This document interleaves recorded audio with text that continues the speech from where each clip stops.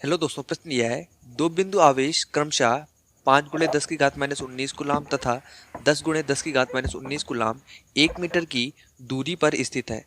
दोनों आवेशों को जोड़ने वाली रेखा के किस बिंदु पर वैद्युत क्षेत्र की तीव्रता शून्य होगी। ठीक है, तो मैं यहाँ पर वैद्युत क्षेत्र की तीव्रता ज्ञात करनी है कि किस बिंदु पर हमारा जो वैद्युत क्षेत्र की तीव्रता होगी वो हमारी शून्य होगी, मतलब कि वो दूरी हमें ज्ञात करनी है। हमें दो आवेशों के बीच की दूरी दी गई है कि 1 मीटर की दूरी पर स्थित है।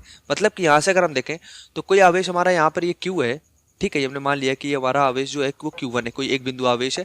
ठीक है, इससे हमारा 1 मीटर की दूरी पर, यहाँ से 1 मीटर की दूरी पर कोई हमारा दूसरा बिंदु आवेश है जिसको हमने Q2 लिया हुआ है। तो Q1 पे जो हमारा आवेश है वो हमारा कितना है, वो हमारा यहाँ से दिया गया है Q1 इक्वल टू 5 गुणे 10 की घात माइनस का 19 गुलाम। ठीक, और Q2 जो हमारा है वो हमारा है 10 गुणे 10 की घात माइनस का 19 गुलाम। ठीक है, और इनके बीच की जो दूरी है वो हमें दी गई है कि ये बीच की दूरी जो है वो हमारी कितनी है, 1 मीटर की दूरी है। ठीक है, तो ये हमें दूरी यहाँ से दी गई है कि ये दूरी जो हमारी है वो हमारी 1 मीटर की है।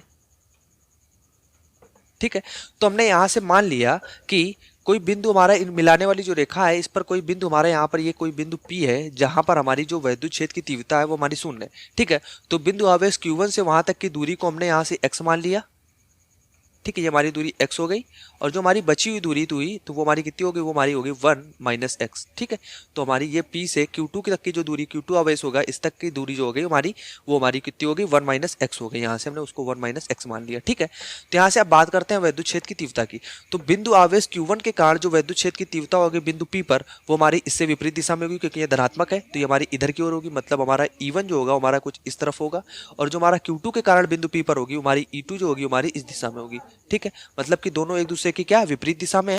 तो यहां से अगर हम परिणामी जो हमारी वैद्युत क्षेत्र की तीव्रता होगी बिंदु P पर, अगर हम बिंदु P की बात करें, बिंदु P पर, ठीक है, तो बिंदु P पर जो हमारी परिणामी वैद्युत क्षेत्र की तीव्रता होगी हमारी E1 इक्वल टू E2 होगी। ठीक है, तो E1 की अगर हम बात करें तो E1 इक्वल टू हमारा होता है 1/4 पाई एप्सिलॉन, और यहाँ से हो जाएगा Q1 Q2 बटे आर स्क्वायर होता है। ठीक, किसी बिंदु आवेश के कारण है तो Q बटे आर स्क्वायर होता है। तो Q का मान हमें दिया गया है कि Q का जो मान है हमारा वो कितना है, वो 5 गुणे 10 की घात माइनस 19 होता है। तो 5 गुणे 10 की घात माइनस 19 है। ठीक है, और बटे में आर स्क्वायर जो दूरी हो जाएगी, तो बिंदु Q1 से Q1 आवेश के कारण जो बिंदु P तक की हमारी दूरी है वो हमारी x है, तो एक क्या हो जाएगी, x का स्क्वायर हो जाएगी, बट इक्वल टू हो जाएगी 1/4 पाई एप्सिलॉन नॉट। और बिंदु Q2 पर जो हमारा आवेश है वो हमारा है 10 गुणे 10 की घात माइनस 19 कुलाम, और बटे में यहाँ से हमारी जो दूरी है P तक की वो हमारी 1 माइनस कितनी है, x है, तो ये हो जाएगी 1 माइनस एक्स का होल स्क्वायर। ठीक है, तो यहाँ से अगर हम देखें तो 1/4 पाई से 1/4 पाई एप्सिलॉन कट जाएगा, 10 की घात माइनस 19 से 10 की घात माइनस 19 कट जाएगा, और ये हमारा हो जाएगा 5 दूना 10। मतलब कि यहाँ से हमारा आ जाएगा 2x square equal to 1 minus x का क्या आ जाएगा, होल स्क्वायर आ जाएगा। ठीक है, तो यहाँ से हमारे पास x के लिए समीकरण बन जाता है x square plus 2x minus का 1 इक्वल टू 0।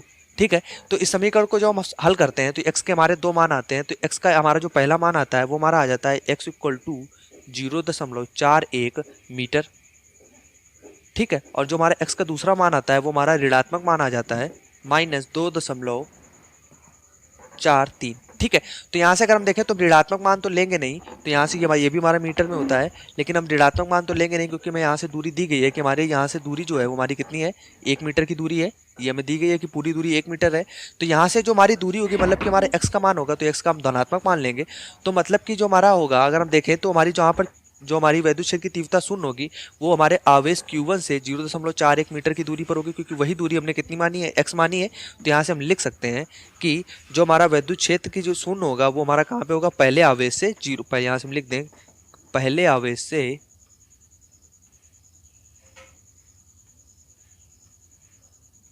0.41 मीटर, और हम लिख सकते हैं यहाँ से 41 सेंटीमीटर। ठीक है, 41 सेंटीमीटर से दूरी पर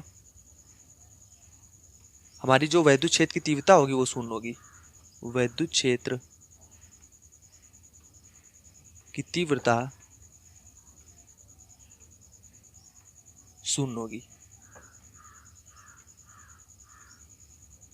ठीक है, तो ये हम लोगों का आंसर हो जाएगा कि x इक्वल टू हमारा जो आ गया है वो हमारा आ गया 0.41 मीटर। तो वहां से हमारी जो दूरी होगी, इतनी दूरी पर हमारी जो वैद्युत क्षेत्र की तीव्रता होगी हमारी कितनी हो जाएगी, शून्य हो जाएगी। धन्यवाद।